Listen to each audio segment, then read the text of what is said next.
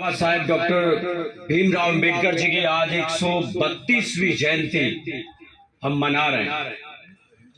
132 साल बाद किसी व्यक्ति का जन्मदिन मनाना, और वो भी इतनी बड़ी भव्य और धूमधाम तरीके से, केवल यही नहीं बल्कि भारत ही नहीं बल्कि दुनिया के कई देशों में आज बाबा साहब डॉक्टर भीमराव अंबेडकर की जयंती मनाई जाती है, उनका जन्मदिन मनाया जाता है। शायद किसी और महापुरुष का बाबा साहब अंबेडकर के अलावा पूरी दुनिया में जन्मदिन नहीं मनाया जाता। आपके मन में एक विचार जरूर आता होगा कि आपका जन्मदिन, आपके घर वाले आपकी खुशी की खातिर आप जब 5 साल के होते हैं तब तक मना देते हैं, 10 साल के होते हैं तब तक मना सकते हैं, 20 साल तक हो सकते हैं तब तक भी मना सकते हैं। लेकिन आपके दादा का बर्थडे कोई नहीं मनाता, आपकी दादी का बर्थडे कोई नहीं मनाता, और आपके जो परदादा जा चुके हैं उनका तो कोई याद तक भी नहीं करता। लेकिन आप सोच सकते हैं कि 132 साल बाद अगर किसी शख्स को आज हम याद कर रहे हैं तो इसके मतलब ये साफ है कि उसने इस दुनिया के लिए और इस देश के लिए ऐसा तो कुछ किया था जिसकी बदौलत हम 132 साल बाद, और 132 ही नहीं, जैसे जैसे साल निकलते जा रहे हैं बाबा साहब अंबेडकर को याद करने वाले लोगों की संख्या लगातार बढ़ते जा रही है।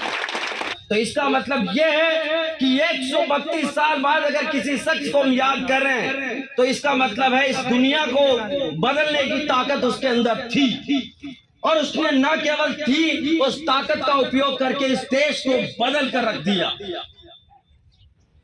बाबा साहब अंबेडकर केवल दलितों के कोई मसीहा नहीं थे। अगर सबसे पहले बाबा साहब अंबेडकर किसी के मसीहा थे तो वो विद्यार्थियों के मसीहा थे। आज हम कहते 90% आए जाए 100%, लेकिन ये दावे के साथ हम कह सकते हैं कि बच्चे स्कूल जाने से कितने कतराते हैं। जब भी उनको स्कूल भेजने के लिए हम तैयार करते हैं तो 90 में से केवल 5-6 बच्चे ऐसे होते हैं जो स्कूल जाने के लिए अपनी मर्जी से राजी होते हैं। बाकी माँ बाप की डांट फटकार से, परिवार के दबाव से, बढ़ते हुए सामाजिक परिवेश की वजह से स्कूल जाते हैं। लेकिन बाबा साहब अंबेडकर एकमात्र ऐसे शख्स थे जो स्कूल जाने के लिए भी लड़ रहे थे। वो शख्स ये चाहता था कि मुझे स्कूल में बैठकर पढ़ने दिया जाए, और वो पढ़ना इसलिए चाहते थे कि इस देश की तकदीर बदल सके। और पढ़ाई से तकदीर कैसे बदलती है ये मैं आपको बताता हूं। एक IAS अधिकारी और एक IPS अधिकारी चाहे जिससे शादी कर सकता है, वो चाहे लव मैरिज करे चाहे अरेंज मैरिज करे, चाहे वो जैसे शादी करे, उसको रोकने टोकने वाला कोई नहीं होता। उसके माँ बाप की भी हिम्मत नहीं होती और समाज के लोगों की भी नहीं होती। लेकिन अगर 8वीं पास 10वीं पास एक लड़को लड़की प्रेम विवाह कर लेते हैं तो ये समाज के लोग रोकना टोकना और उसके परिवार वालों को जीना नहीं दे देते।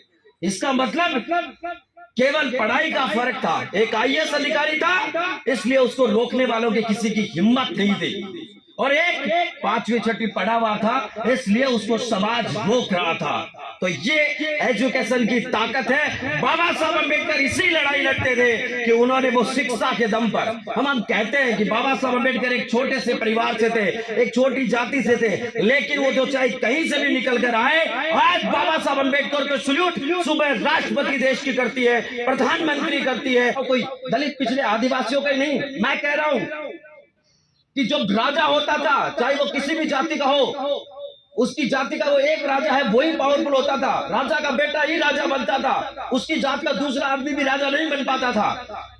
जो राजा होता था उसका बेटा ही राजा, चाहे वो अंधा हो, काना हो, लड़वा हो, कैसा भी हो, वही राजा बनता था। उसी जात का दूसरा कोई गरीब परिवार का आदमी राजा नहीं बन सकता था।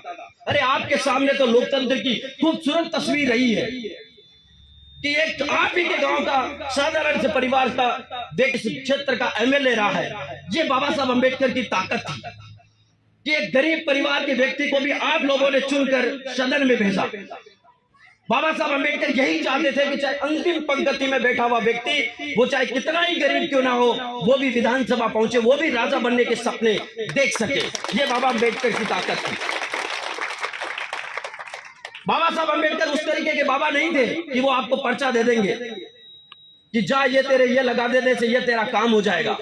वो तो आपको भारत का संविधान किताब में लेकर उसके अंदर अधिकार लिख कर गए हैं कि दरवाजे मैंने खोल दिए हैं, ये दरवाजे खटखटाने की ताकत तेरे अंदर होनी चाहिए कि दरवाजा खोलोगे हम आ रहे हैं। संसद से लेकर सड़क पर उतरने की हिम्मत आपकी होनी चाहिए। आपको रोकने वाला आज कोई नहीं है। पहले जो राजा होते थे, ये हमारे बड़े बुजुर्ग भी हमारे साथ बैठे हुए हैं, इनके जो इनसे भी बड़े रहे उनको पूछ लेना चाहिए।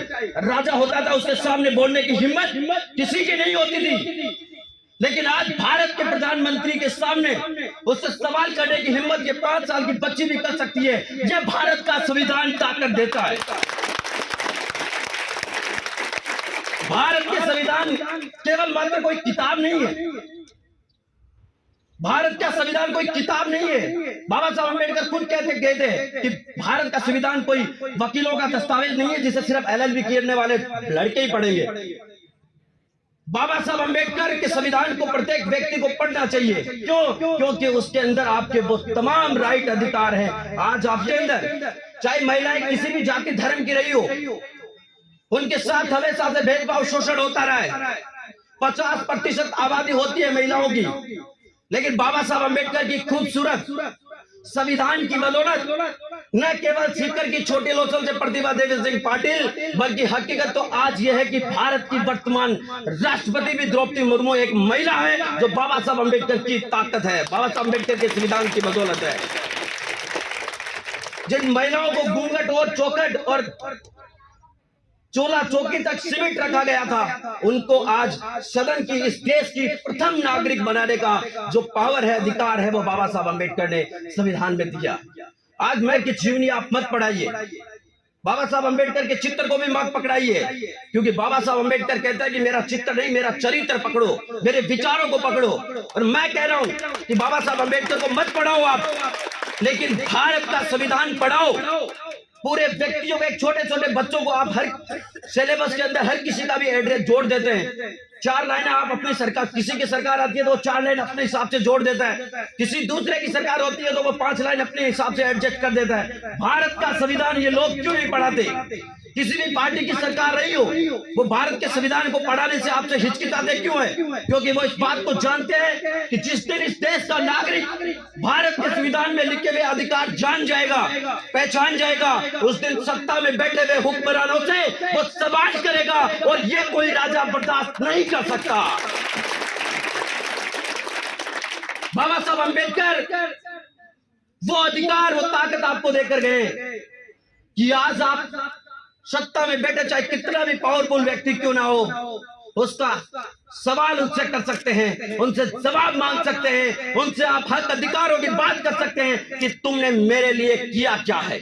आज एक MLA या MP का जब चुनाव आता है तो वो ये नहीं देख सकता कि अम्बेडकर ने केवल दलितों को वोट देने का अधिकार दिया है। नहीं, जो 5 साल में नेता किसी गांव में जब आता है तो बड़े व्यक्ति के घर पे जाता है, वही व्यक्ति जब चुनाव का टाइम आता है तब आपके गरीब से गरीब परिवार के अंतिम, जिसके घर की छत भी नहीं हो, उसके घर पे पहुंच जाता है। अगर आप एक बार संविधान को पढ़कर ये देख लेंगे कि आप सरकार से क्या क्या मांग सकते हैं। केवल आप 2 किलो राशन के मोहताज नहीं है। बाबा साहब अम्बेडकर ने नहीं कहा था कि आपको 2 किलो राशन मिलना चाहिए, ये तो सिर्फ आपको लॉलीपॉप दिया जाता है। बाबा साहब अम्बेडकर ने आप लोगों के लिए सत्ता के दरवाजे खोले थे कि आपको विधानसभा में जाना है, आपको सदन में जाना है, पार्लियामेंट में जाना है। बाबा साहब अम्बेडकर 2 किलो राशन मांगने वाले लोगों में से नहीं थे। वो देने वाला समाज बनाना चाहते थे, वो मांगने वाला समाज नहीं बनाना चाहते थे। और समाज का मतलब यहाँ पर कोई SC ST OBC नहीं, बल्कि गरीब से गरीब व्यक्ति, चाहे वो किसी भी जाति धर्म मजहब का क्यों ना हो, उसको भी वो हुक्मरान बनाना चाहते थे जो राज घराने के समय या मुगलों के शासन में या अंग्रेजी हुकूमत के शासन में नहीं होता था। अंग्रेजों के सामने बोलने की हिम्मत किसी की नहीं होती थी, मुगलों के सामने बोलने की हिम्मत किसी की नहीं होती थी, और उसके बाद राजघरानों की राज रहे, उनमें भी बोलने की हिम्मत नहीं होती थी। लेकिन आज हम बोल पाते हैं, खुले मन से बोल पाते हैं। मैं यहाँ से डांट सकता हूँ, कोई पार्लियामेंट से डांट सकता है, कोई कहीं से भी बोलकर अपने आने वाले विधायकों से, मंत्रियों से सवाल पूछने लग गया है। यही लोकतंत्र की खूबसूरती है।